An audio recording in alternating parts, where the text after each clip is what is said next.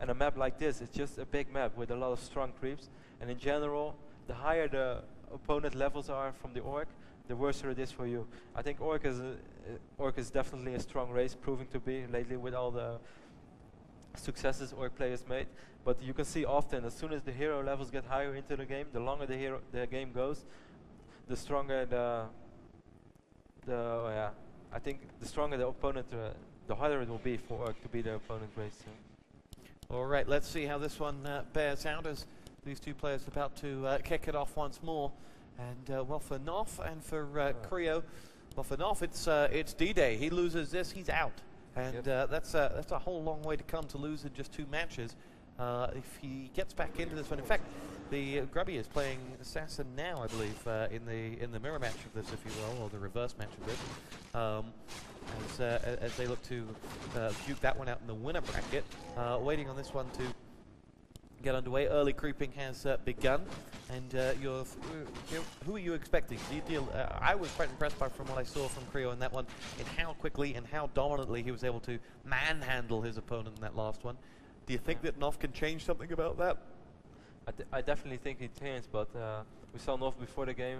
He said something about sensitivity, and I mean, it's just those small things which KnOfF often have. Like at tournaments, he doesn't feel like he plays at home, and KnOfF can play really, really good, but he just has to be able to bring his A game to a tournament like this. And I really hope for him that this game will be just the best that he plays, and if he loses, then you can say, okay, it happens, he wasn't good enough. But I know KnOfF can play better than he did last game. So even though KRIO played well as well. Are you calling him online only? No, not at all. I'm calling him the opposite, because I know he can do more than playing a few good games online or at ladder. Here we go. KRIO thinking about darting in towards KnOff's base. Takes another look at it. Decides, no, not going to do that. But he did spot the attacking as he will dart his way back. And we have KnOfF now going to have to change things up a little bit here to try and deliver this win. Now, this is, of course, one side of the bracket, as we mentioned, that Grubby is playing SAS on the other side. Now, on the flip side of the bracket, who do you look out for to say, well, actually, this is going to be a really good matchup? Yeah, well, the semi-finals of the winner bracket, since this is a loser bracket match, are KnOfF Sasa. Well, that's definitely going to be a great game.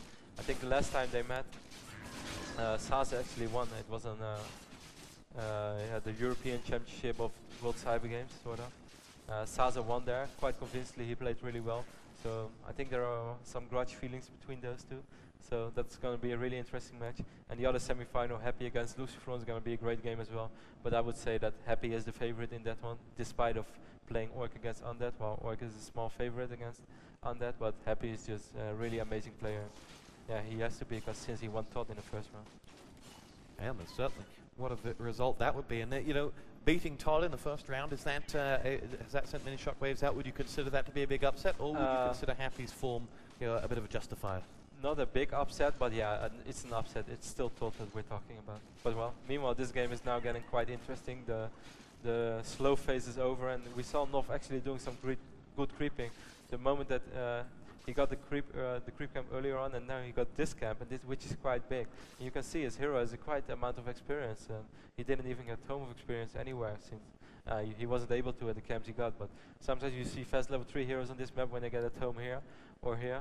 But no, he just crapped, and having 2 gloves, I would say that's not a bad start at all for Grubby. For Grubby? Oh, I see play. And now for KnOfF, he's got his way back into this. From KRIO, he's going to run with the, hey, it's all been spotted now as well, so I can tell you that KRIO's going to run with the Pandaren and the Huntresses. Your thoughts on the Huntresses for this map? Again, very similar to what he did against Grubby. This is interesting though. Well, we saw Grubby playing 1 Lodge and 1 Bestiary. We see KnOfF playing double Bestiary. Normally, I think the combo that Grubby used is better, but if there is, against, since we all know Elf can play several heroes as second pick, and if there would be 1 hero where you could say 2 Bestiary can work fine, it's definitely against Panda, since against Keeper and stuff you just really need Disenchant, but Walkers just don't benefit you that much when you're playing against Panda. So in that situation I can understand that 2 Bestiary give you a little faster Ensnare, gives you more Ensnares because you mostly have more radius, and also gives you faster Kodo Beast, which he probably wants since he's going to face off against Fast Bear. So That's interesting. Sorry, what did you ask before I saw that? Because I'm confused now. I was too enthralled in what you were saying, so Okay. it's okay as we look on this one to go for this. And here we go. KnOfF is going to make his way back in. His Blade Master had taken a nick of damage in the last affray between these two sides. As now KnOfF will dart his way back up towards the creeps on the top, and will continue to dart his way through. So good work from him. Grubby has joined us down here on the ground, which means he has already played his match against Sass. No, not played yet. Oh, he lost his match against Sass, so Sass will go on through to the next round. And will dart his way back. Well, on the bottom level, we have the Demon Hunter making his way through. So for KnOfF in this one, he's fighting a bit of an uphill battle on this early one, with that Blade Master having already leveled up his way to as well. He's going to go for that second hero. Don't think KnOff's seen it yet, so we'll keep that away from you. Certainly can't see it. In fact, it is the the shadow. Now he definitely saw it. Yeah, this is the moment you just really like to have level 3 Blade Masters. As you can see, it's so extremely fast and can catch up with any hero. KnOfF is definitely not planning to level up his Demon Hunter. He's more concerned about leveling up his Panda. Level 3 Panda makes a big difference. The level 2 Breath of Fire is extremely powerful. In combination with Bears, you can just deal. I think KnOff's Demon Hunter is stuck. I'm not sure if he maybe can get out this way now. Now he's doing that, but that's not necessary, I guess. Let's see how KnOff is going to resolve this mystery. The Demon Hunter is free at last. Meanwhile, we're going to see KnOfF moving quite close to KnOff's base. I think we're going to see an encounter here. And here we go. KnOfF makes his way through. KnOff's Huntresses will stand to attention and make their way back, as the Demon Hunter, still all the way down on level 1, is going to take the brunt of the attention, as it has been hexed out as well. Will dart its way back. The Panda is going to make his way through. I think there's a surrounding at least one of those Huntresses, as will make its way through and get shut down. And now will dart its way back. The Grunts will take it to the next one, but still the Hex is in on the Demon Hunter. The Demon Hunter in all sorts of trouble. Will escape with its life, but only just. And KnOfF is left, KnOfff is left with very very few friends left to play with in this one, as he's losing units. He's quickly going to get the Druid of the Claw up to get involved.